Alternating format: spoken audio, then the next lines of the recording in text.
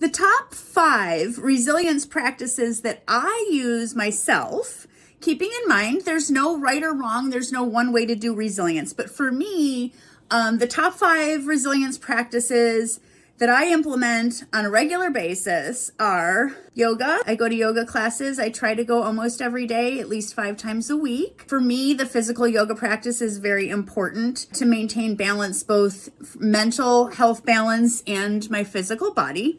Time in nature is something that I do more so when the weather's nice. I'm not so much a cold weather fan, but I like to do nature photography, so that's something that brings resilience to me. Journaling is something that I find helpful. I don't do it as much probably as I could. I'm not a daily journaler, but I do journal and write here and there, and I do find that that is a good resilience practice.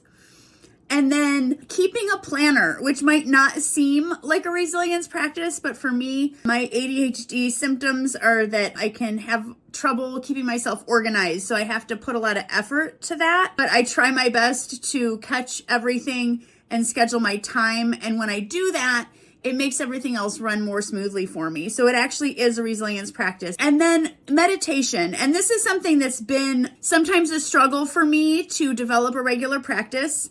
Again, like anything else, I'm not a daily meditator, but I do find that when I need it and when I do become more disciplined and have a more regular meditation practice, that other things in my life go more smoothly. And so that is definitely one of the practices that I use that helps me stay resilient. And again, I like to think of resilience as like a toolbox. So you're always adding things to your toolbox and using what works for you at the moment, which may be different depending on what you're going through.